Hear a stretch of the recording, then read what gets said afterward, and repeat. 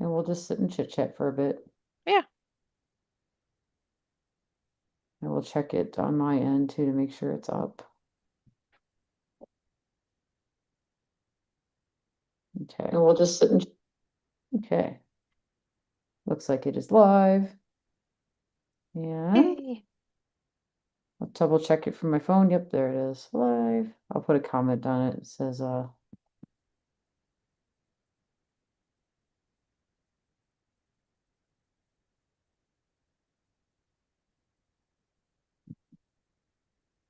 so that way we'll see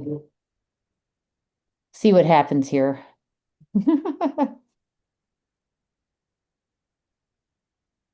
Ta-da. Give it a give it an honest 5 minutes or so before we before we dive in.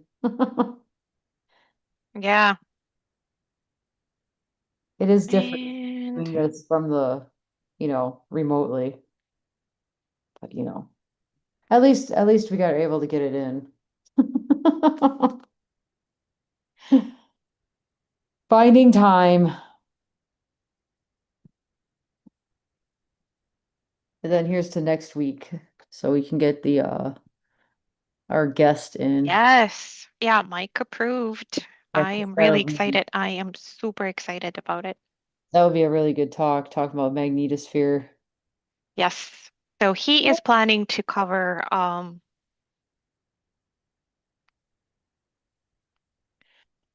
he's definitely planning to cover Russell McFerrin effect too. Ooh, and it's great timing for that because Yep. I ask uh specifically that it would be nice to have it.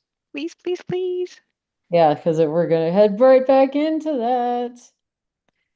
Absolutely. Race like Quick Trip because I put that picture of Quick Trip up because Well, okay. I think I it think I think we're good to go. So, would you feel comfortable covering current events? yeah, I could do that. Yeah, the Corona hole and stuff. Yep. And Again, couple of yeah, handful of couple of CMEs. I can definitely drive the slideshow. okay, that works. Uh, well, I have to figure out how to drive. Oh, I think I gave you sharing powers. Yeah, yeah, yeah, yeah. Yeah. Nope, Yeah. we're good. Okay. I just Yeah. okay. I can share. Yay. Yay! So There we yeah, go. see, it looks like it's working. Yay. Success. And I can definitely share the M2M CME modeling too. Okay. Yeah. They had a run. All right. Okay. Well, I guess if you we can unshare it and then I'll do the intro and then we'll bring it back up. So there we go. Well, for anybody tuning in our impromptu stream today, or if you watch it later, which is fine.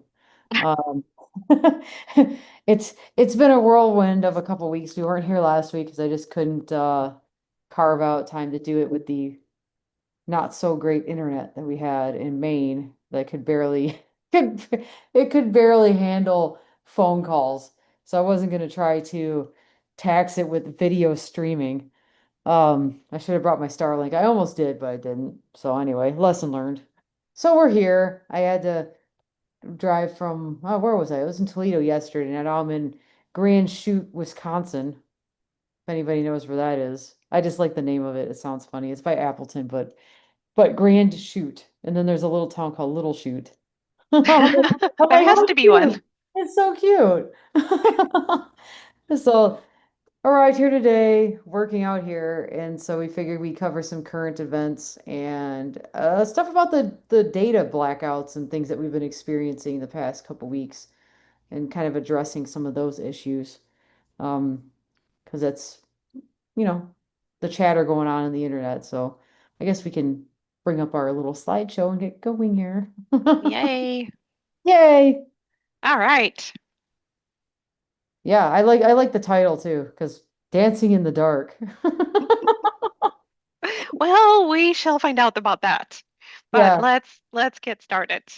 with current Right. events. Yeah, current events. So we did have some solar flares, and I remember You getting these notifications come through. I'm like, oh look, something's alive.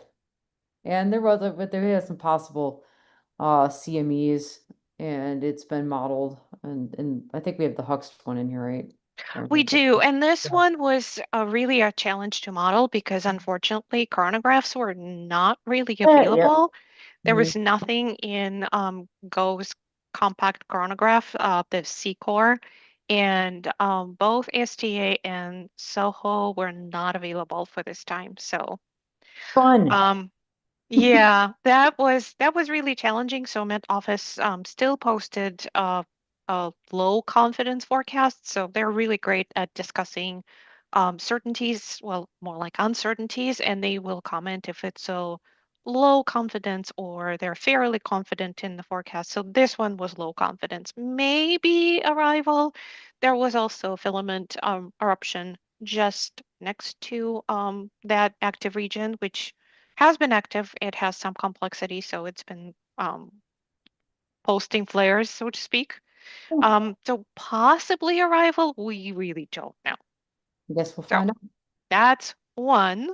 And But I know you put that in there because the EUV wave is another way of like seeing if there's a launch of some sort. So that's another way of visualizing things. right, it's like a shock wave that's spreading in all directions. Well, sometimes not in all directions, but it was a very nice spread.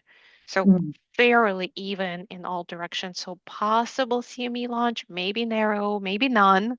It's Mhm. also a possibility, but there was a shock wave. So sometimes just flare by itself can generate it too. Usually there's a CME, not always. Yeah. So So anyway, so yeah, and then like, it's like a couple more little flares. I say little, but I mean they are M-class flares, but it's like little flares here, but it's the excitement of this because we haven't. God, how long has it been? It's been weeks. Like that's it's like been a anything. while, like 22 days actually, since we've Yeah. had an M flare. So it's kind of nice to see it again. I almost forgot what it was like. Yeah. So yeah, So another this, yeah, another this, this, this is what the CME looks like in stereo A. That little blip is actually the CME that was launched. Oh yeah, and this is looking at it from the side, so that kind of is well yeah, because the stereo A, right? You said yeah. Yep. So that's something that could possibly hit us, and that's Yeah, what. I can probably share a different screen and show what the modeling in MTM looks like. Okay, So let's do that. might as well. Might as well. So ETA, it was about early August 7th, and it becomes important because there is a glancing blow from previous CME. So what they're going to do to each other if there is a CME that was launched, and that's a big if because again, we don't know.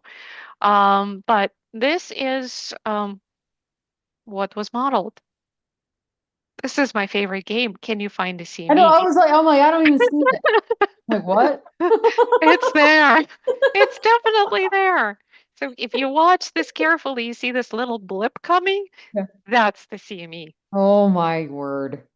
All I really see is the high speed stream. Yep. That that one there is too actually, and that little wave that's coming Yeah, right there, that's that's the so CME. funny. So that's what we're waiting for. Not really. Yippee! It may, because it's coming so close, as you mentioned, with the high-speed stream, there is a chance that they may interact and actually I do could something maybe more enhance it a little. exciting. So it Yeah, may enhance it, and that's probably the best it can do for us.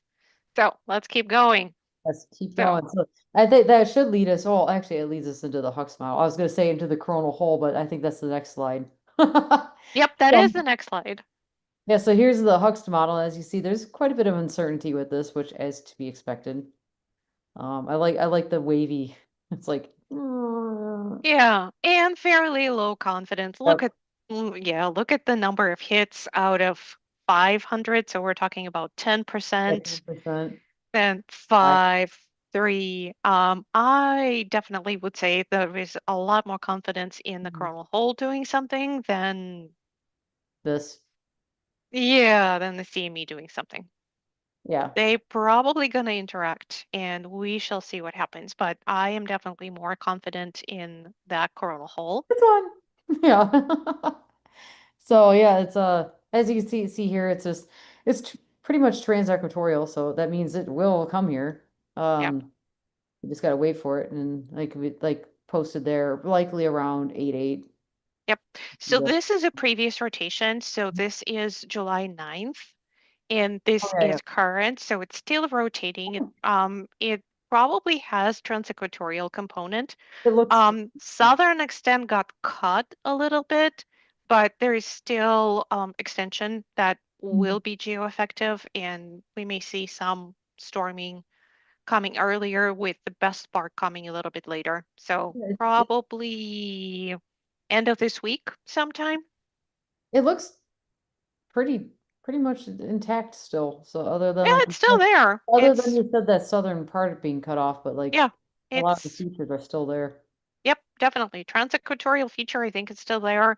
We Mhm. just can't see it with all the coronal loops that are Yeah, covering it up just a little bit, but it's there. So it has a good chance of being geo-effective. In its positive polarity, we're heading closer to fall equinox, where positive polarity becomes more geo-effective. We're not quite there yet, but well, we'll yeah, see what happens. Or that's all maybe right. not, because we've been dealing with data outages. Yes, So, I like these little lead-ins we have. It's like, oh, I, and well, maybe not. yeah, maybe So not. Discover has been out since a long time actually, 15th, I think. Yeah, it's been a And couple of weeks. it's not dead. It's just not functioning, it's not operational. So there are efforts that are ongoing for its recovery. There are no updates as far as what actually is going on with Discover. But first of all, it had a prior outage that lasted about 8 months.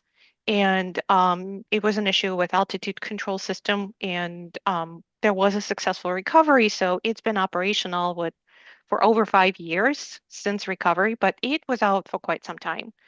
And there was a similar episode with Soho that took a while to recover, but Soho has been operational for years since Gosh, that episode. yeah, like decade. So, yeah.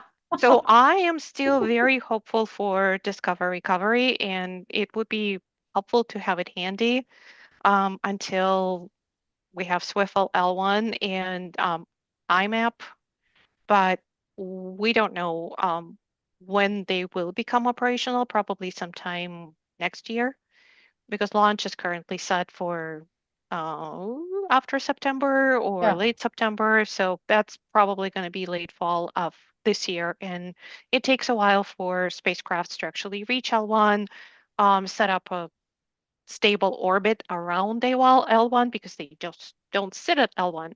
They orbit it to be stable. And then it's testing, data acquisition, making sure data is actually streaming. And then they will be, at least the Swiffle L1 will be handed over for operations to NOAA Space Weather Prediction Center. So that's going to take time. And right now we have ACE that will cover our basics, and it's still going strong and it is operational, but it would be nice to have a backup for it. But hopefully we will get Discover back at some point. We shall see about that. that's right. So Okay, so might it's be. not dead, it's just it's having trouble. So don't panic, people. Discover is still there somewhere, and just give people some room. They have done some successful troubleshooting in the past. But we definitely need more spacecrafts at L1 that are primarily space weather monitoring satellites, because there are very few of those. There are some scientific missions there, wind and the spacecraft that was sent by India, but they're primarily scientific, so their data is not available in real time for operations. And Oh we yeah. had we had a big outage, which was basically due to data logistics issues. So all the spacecrafts were operational except for Discover, of course, and data was available, but unfortunately, it was not posted to the website. So if that happens, please alert SWIPSI of data outage. This is the website where they would appreciate if you say something. It may not be actively monitored during the nighttime when they do have fewer people. So they're busy working the data and monitoring what our sun is doing and what space weather is up to. So there are very few hands to monitor both with the website and their contact portal, but they will check on it and they will figure out the sort of how wide the outage is, how long it lasted. So that's really important for them. So if you see something, you know what to do. Say something.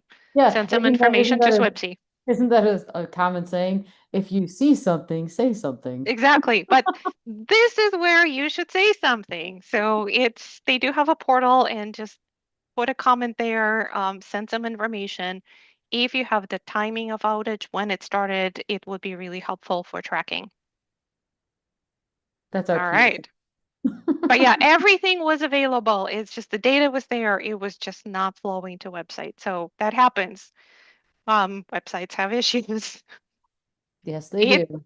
everything recovered. So once people realized that data is not flowing, everything that happened during that time was posted to the website. So all complete recovery of data. But it was really unsettling because we just learned about Discover outage, Right. and now we have SWIPSI outage, and people It's were like, what, panicking. like what's going on? We're losing everything. And yeah, the data was available through CCMC, so Coordinate Community Modeling Center, through ISWA, and we can definitely put a link in to ISWA. It's a little clunky because again, it's a science website, so it hasn't been updated. People are working on updating it and making it more user-friendly, but there is a way to get data if it's there. It takes a little bit of extra steps, but you can definitely find that information if you are so determined. But we'll put the ISWA link if you want to kind of poke around. You're not going to break anything there, but if you want to check it out, it's pretty cool. There are a lot of models, and there is a lot of information, and some of the real-time data is available through ISWA. So before you start panicking, check and see if data is flowing to through ISWA. If it's not there, then it might be an issue somewhere else. But Yeah. if it's there, it might be just SWIPSI data. And of course, because the data wasn't flowing through SWIPSI, all the apps went down Yeah, because that's what they use. because that's where they get the data. So it wasn't the app that was malfunctioning, it was the portal for that data. So the APIs, they were just not working. But And yeah, it affected every single app. I will note too, if you do poke around the ISWA stuff, do it from your computer. It is not mobile friendly at all. It's really frustrating on a phone, so just do it from your computer. Yep.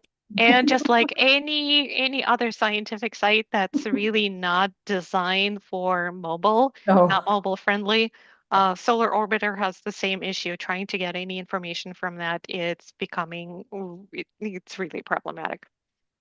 It's fun, you can do it, but yeah, you're going to be frustrated. it's frustrating. It is frustrating. Again, um, there is unfortunately not a lot of money that people in those agencies can spend on website design. So if you want to see some improvements, they need better funding. Yeah, UX UI design isn't part of their budget, probably. Nope, So nope. leads to their worries.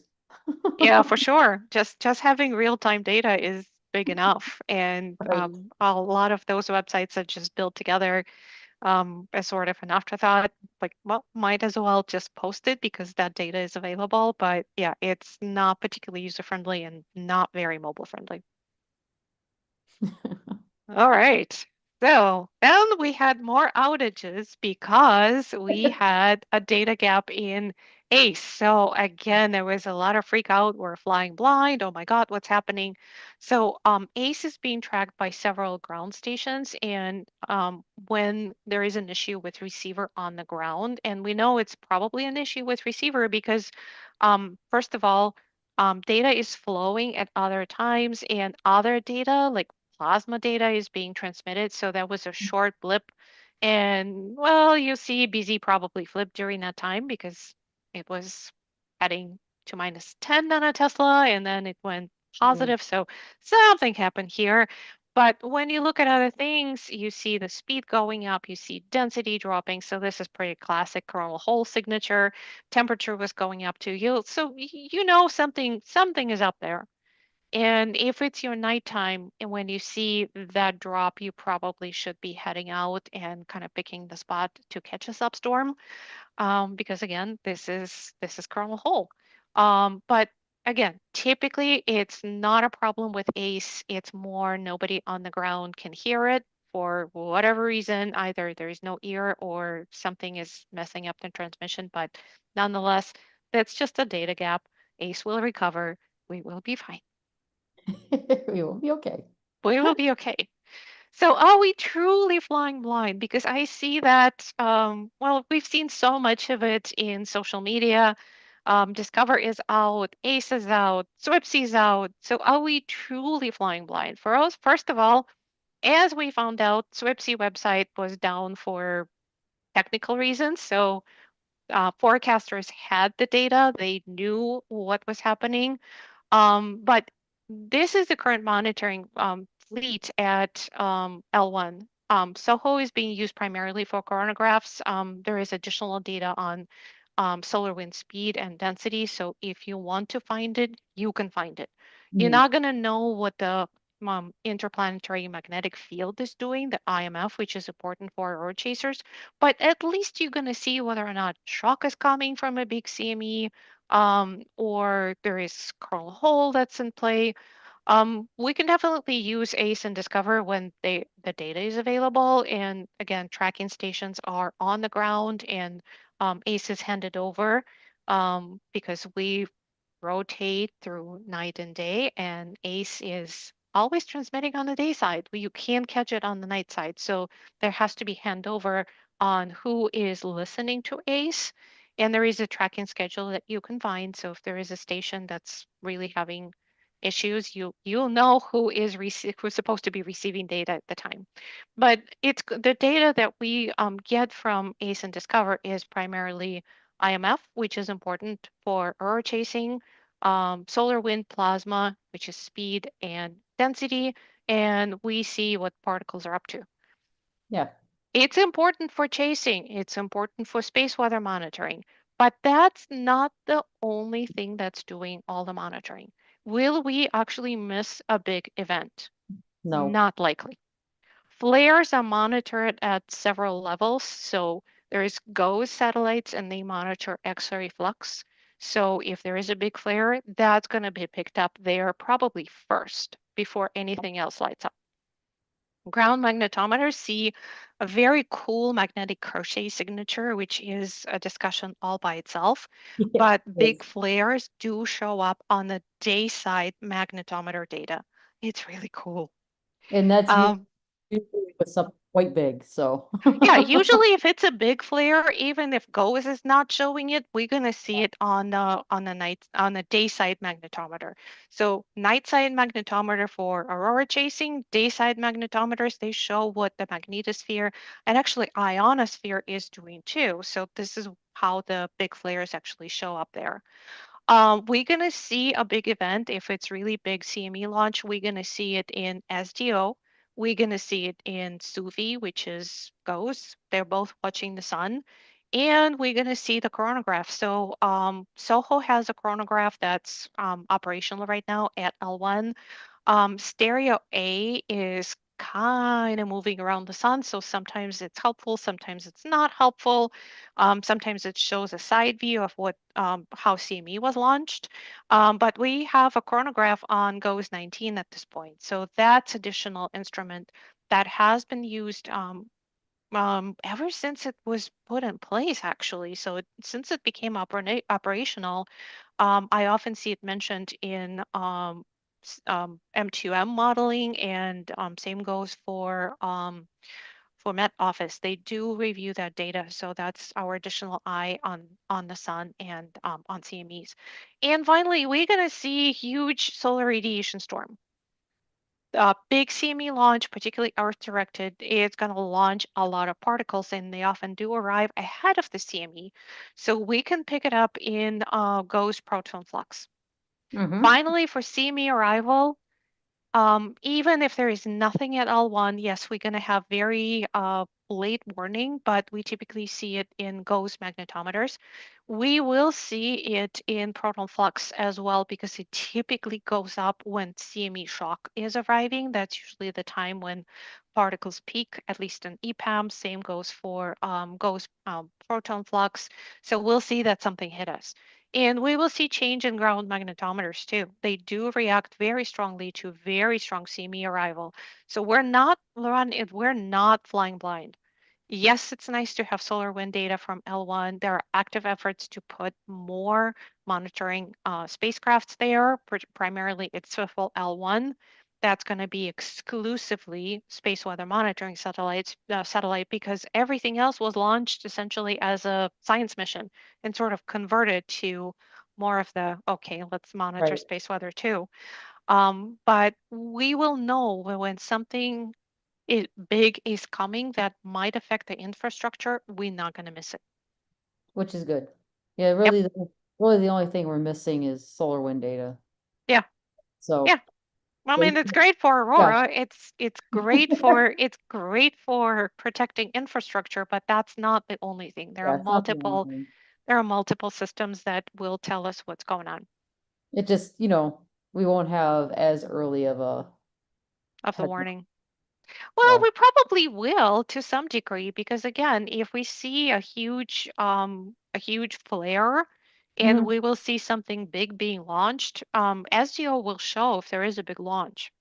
We will Yeah. see it Oh, as well, dimming and huge chunk of corona basically flying our way. I guess what I'm talking, like, sort of what I'm inferring is like how you can use the solar wind to figure out the, like the flux rope, which we Hmm. won't. So, like, now you're just going to rely on ground magnetometers, but that's like more happening now instead of having that whatever 45-minute heads up. Yep. Yeah. That's all. Yep. Pretty much. So, but we're not like we still have things you can look at. Definitely. Long story short. Not all is lost and we're not completely blind. And yeah, having that darkness and not having additional spacecrafts that are doing monitoring is all of a sudden putting us in a data poor position, but there is other data. There is definitely other things that we can use, sort of repurpose and, well, use it in a different way, but we will have some advance warning. So we'll be able to tell people that, hey, big storm is coming. Yeah, You better prepare and not plan on repairing power lines, for example, or doing any testing because they might be stressed by incoming storm. yeah. Which is the important part. So the big stuff is the important Yep. stuff. For Aurora, well, yeah, Yeah, I know. lots of We work. still have, yeah, we still have sky cams. We still have each other. Yeah, So we ground have each other. magnetometers, yeah, we have each other. So we are sometimes that advanced monitoring system. When people tell you, when you see stuff being posted on social media that, hey, Aurora is out, it really is out because this is 100% reliable method for telling, will you see Mhm. Aurora at your location? If somebody else just saw Aurora in your location, you're going to see it too. You just have to step outside. Yeah. I like your little positive spin on all this. I love it. Well, there's so much fear, and it's There like, is, well, yeah. and I understand, but at the same time, there are backup systems. It's important, obviously, to have more spacecrafts that are monitoring all of this. So, um, I think everybody's holding their breath in at least operational space weather community for the Mhm. Swiffle L1 to go up and for IMAP to go up. But there are other ways to monitor space weather. There are, so we're good. I'm just gonna look see if there's anybody asking any questions. Well, other And I'm going to stop sharing. yeah, other than I'm just laughing because it's like I'm watching the smokiest sunset I've ever seen. Yeah. So we do have that going on. We do. And you can actually see it in satellites. You can see it in polar orbiters, which we do have. And instead of seeing aurora, sometimes you see a lot of smoke and actually light where it shouldn't be. Mhm. And yeah, and you see clouds, and it's really cool. So it's really cool to have those polar orbiters because we Yeah. get to see aurora in it. So it's nice. Well, it looks like no questions, so I guess we're good. But All right. yeah, it was nice to squeeze one of these in, to talk about the incoming because we do have some stuff incoming, so that's kind of exciting to, you Yeah, know. we do. But And are again, we gonna, Ace is working, so yeah, we should see it at L1.